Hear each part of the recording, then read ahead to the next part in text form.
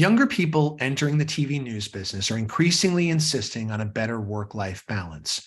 Their older colleagues have sometimes looked on in amazement as they put up red lines around hours they're willing to work or extra tasks they're unwilling to take on. Burnout is, after all, sending people out of the industry in droves, and many newsrooms are still unable or unwilling to stop fanning the flames. Amanda St. Hilare is one person who may have found a way out of that trap. St. Hilare is an investigative reporter and news content manager at WITI, a Fox-owned station in Milwaukee, Wisconsin. In a recent LinkedIn post, she shared her gratitude for finding the best work-life balance she's yet known in her 11-year career. Partly it's down to what she characterizes as generous maternity leave and PTO at her station, and partly it's about a mindset that both she and her station have adopted around setting up support systems and giving people an opportunity to recharge and get relief. I'm Michael Depp, editor of TV News Check, and this is Talking TV. Coming up, a conversation with Amanda St. Hilare about how a work-life balance has a direct correlation with newsroom productivity and performance. We'll be right back.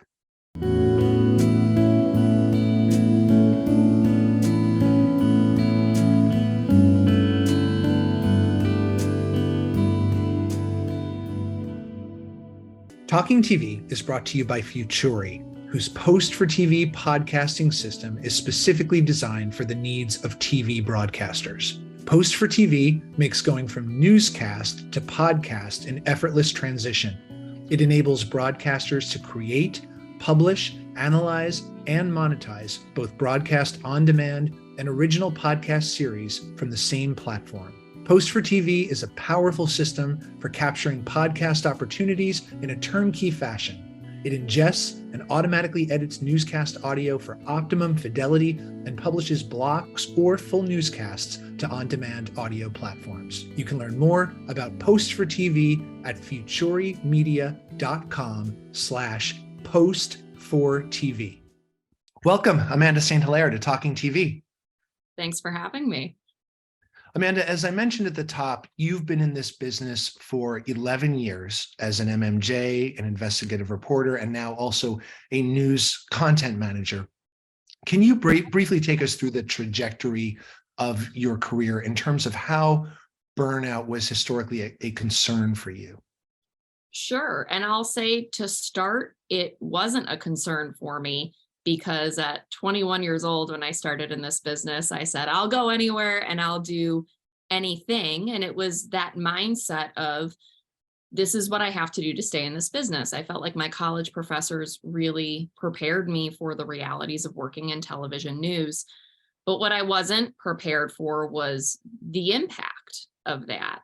So I worked long hours and kind of ascended the way you usually do, where I started as an MMJ, I moved into a reporter role, I then made a market jump, I helped found an investigative team, and then I came here to Milwaukee for an investigative reporter role. And in the investigative world, we have kind of the blessing and the curse of more time to work on stories, and that lends itself to a little bit more of that work-life balance, or as Jill Geisler calls it in her work, work-life harmony. But I still felt, looking around our newsroom, like there was more we could do. To your point, we have people who are leaving the industry. We're losing good journalists, and we have people who are coming in who are saying, hey, maybe it doesn't have to be this way. So I kind of came into my content manager role knowing it was going to be a hybrid. I'm still a reporter. I still do my investigative reporting, but my job is to look at our overall systems and how they work for our big picture content. Our assistant news director jokes I'm our chief development officer. So it means I'm looking at how things work and going, do we need to rethink how we do our live hits? Are we giving our field crews enough time to stop and think about their work and build sources? Are we giving producers enough time to stop and think about their shows and learn new things that can help them showcase, but also break out of the daily grind? And Amanda, I want to come back more to your position and what that involves shortly. But first, I want to lock in on your experience with just your own PTO time and your own experience at WITI as opposed to other stations, which I think is part of what enabled you to find this healthier balance in your own life and career. So, what was it about this station that was different? Yeah, so the places I had worked prior, and this isn't a knock on prior news managers. I think for a lot of us, this was the way it was. You have 4 months of the year where you're not allowed to take vacation because those are quote unquote sweeps months. Uh, it seemed like in the corporate structure of things, I'd hit my limit at 2 weeks of vacation time. And at the time, when I was 21, I thought, okay, I guess this is just what I have to deal with. It meant, though, a lot of sacrifices, a lot of giving up family time. And again, I was prepared for that.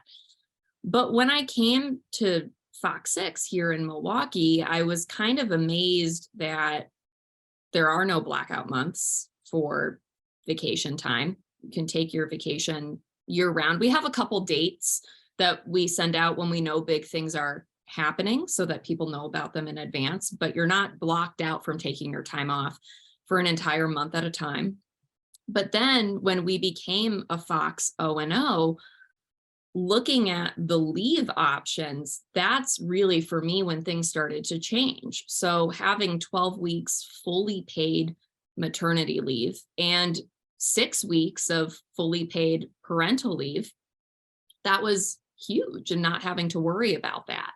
Starting with 3 weeks of vacation, plus floating holidays, plus sick time separate from that, and then having a trajectory where you could quickly move to that 4th week of vacation time, that was huge as well. So all of a sudden, this world kind of opened up where I didn't have to use my vacation time only to travel to see family. It made it much more realistic to live further away from family, but it also meant being able to take time just to rest. And that concept was so new to me.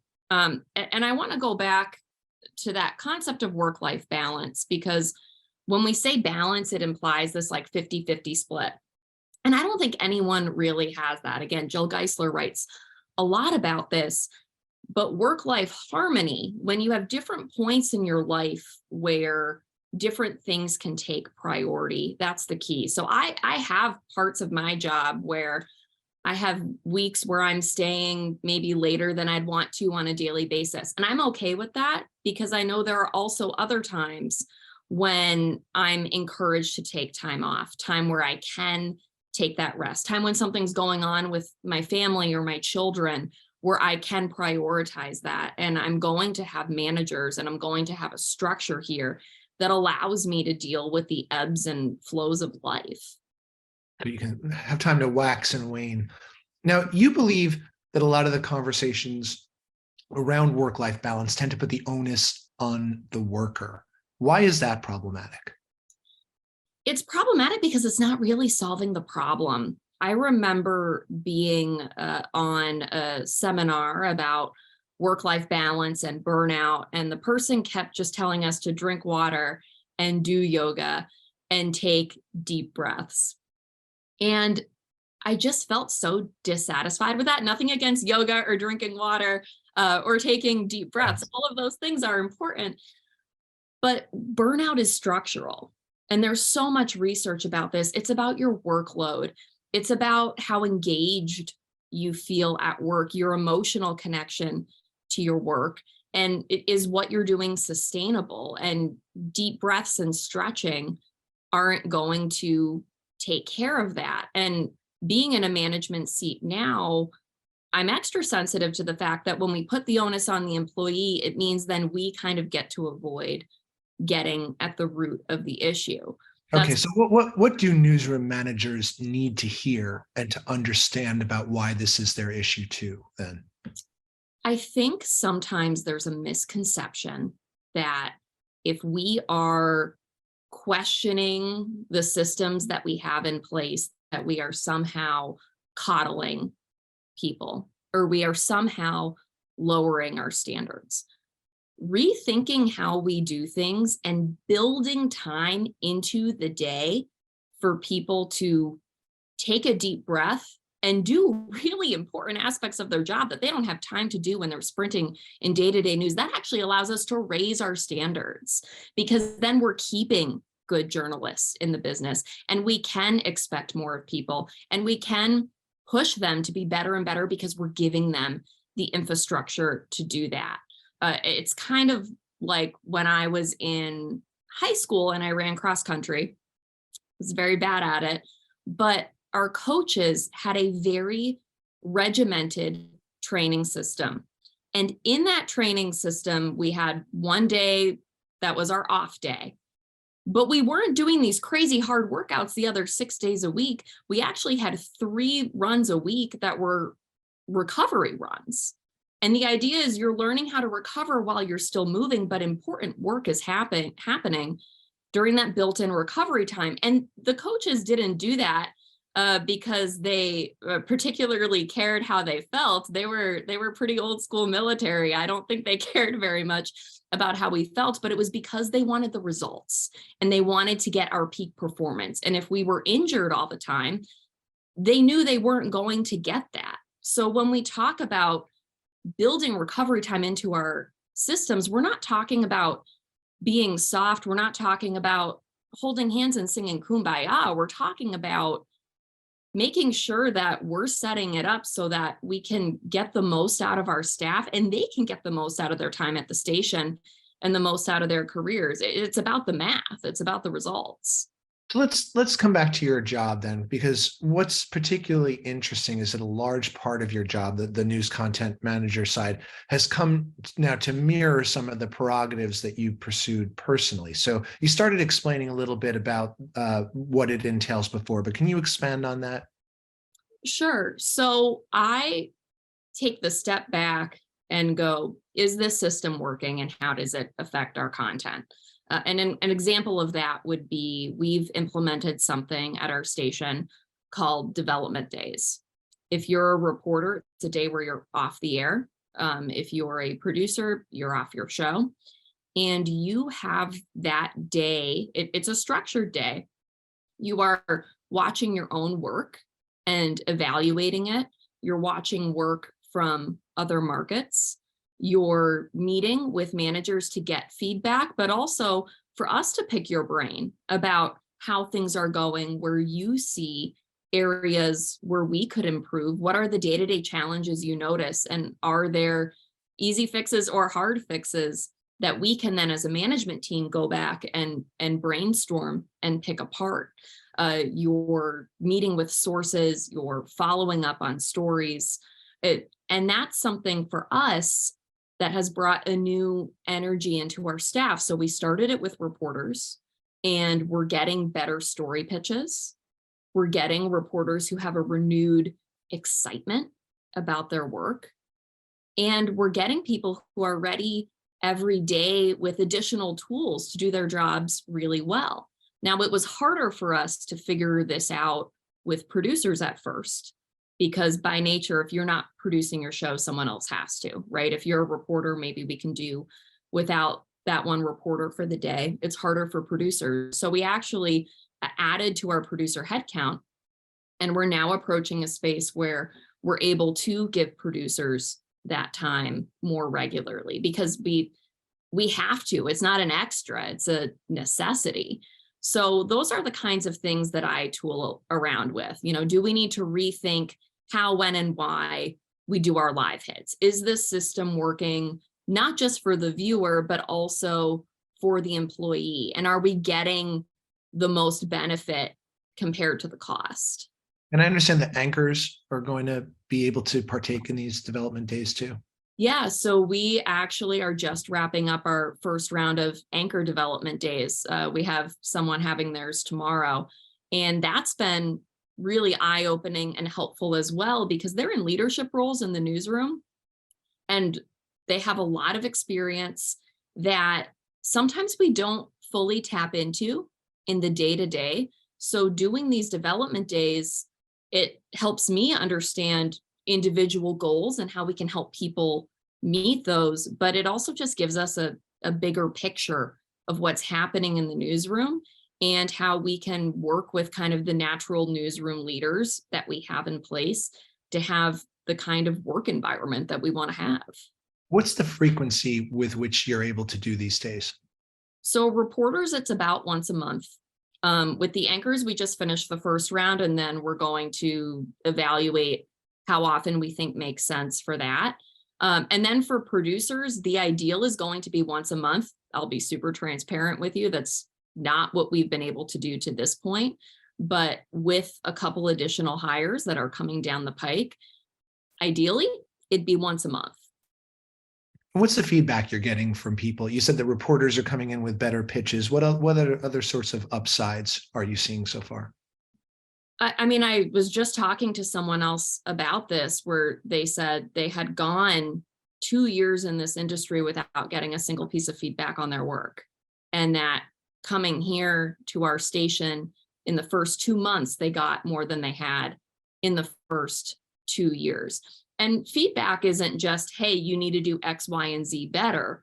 It's here's what we're noticing and here's what you do well, but also here are some tools that you can use to help you do your job better. So we have employees who say they feel a comfort in kind of knowing where they stand. It puts them in a position to have regular conversations with managers and not just hearing about when something is bad. But then it's also unlocking a certain level of creativity, because when you're sprinting from thing to thing in your daily news coverage, and a lot of people are able to be creative with this, and that's great, but there's a part of your brain you can't use when it's in that mode. And by shifting into this other mode where you can think about things ahead of time, you're able to create that muscle memory where you can bring more of that creativity into your work. This all sounds fantastic, but economically, this is not going to be a smooth year for most newsrooms. There's no political revenue this year. There are very strong economic headwinds. Do you think that newsrooms are going to be able to afford this kind of breathing room in a tough year like this? Is it sustainable? I think we can't afford not to do it. It's one of those things where yes, you need, and I'm really fortunate. I work at a station that is well resourced and has a long history of prioritizing quality. And that foundation has really helped us. So it has put us in a really strong position to be able to do this. When we started rolling this out, it would have been very easy for my bosses to say, well, if we have room to do this, maybe we don't need as many people. And that never once came out. It was right away, we believe in this, we are committed to doing this, and we're seeing the results because they could look at the big picture. But you can either do without the employee when they're calling in sick because they're burnt out and they're run down or they're disengaged, or you can do without the employee for that day because they're actively learning new things and they're getting re-energized for work. So I would argue, and especially looking at the data, because I'm an investigative reporter, there's so much research directly linking employee engagement to productivity, that by tapping into this pretty innocuous way of engaging people, that's actually going to help us through some of those hard times. Does that mean that some days we're going to have to, have 3 reporters instead of 4, and it's going to be tough to get to certain things? Yeah, it is. But we'd have to do that if that person called out sick anyway, and somehow we make it work and somehow we figure it out. So part of it, not all of it, but part of it is a shifting of our priorities and the recognition that being off air or being off your show doesn't mean you're not working. Right. For so long, some of these things have been on the employee to do on their own time, and that's also led to burnout. And when you bake it into the system, you're sending a message that says this part of your job is crucial. Meeting with sources is crucial. Thinking about your shows and showcasing is crucial. I'm not saying we're perfect at this. Fox 6 I think it's a wonderful place to work. It is not a utopia. We still have a lot of work ourselves to do in this area, and we don't have all the answers. And to me, that's the point. In the same way that managers, we expect our journalists to be curious and to be able to go back and rethink past stories and to be open to where the story takes them. I don't think we as managers are absolved from that. I think we have an additional responsibility to do that and to question ourselves. And so as we keep looking at our systems and how we change them, we're learning along the way as well. Well, Amanda, you've managed to carve out some space to keep yourself sane while doing this job, and perhaps some people listening to your example today might be able to follow suit. So thanks for sharing your story. Thank you. If you have a similar story about how you've been helping your newsroom become a more sustainable workplace, or if you figured out a good hack to make your job more sustainable for you, share it with us too. We'd love to hear it. You can watch past episodes of Talking TV on tvnewscheck.com and on YouTube. We have a new episode almost each week. And thanks for watching. See you next time. A new episode of Talking TV is available most Fridays on tvnewscheck.com. You can also listen and subscribe on YouTube, Apple Podcast, Google Podcast, and Spotify.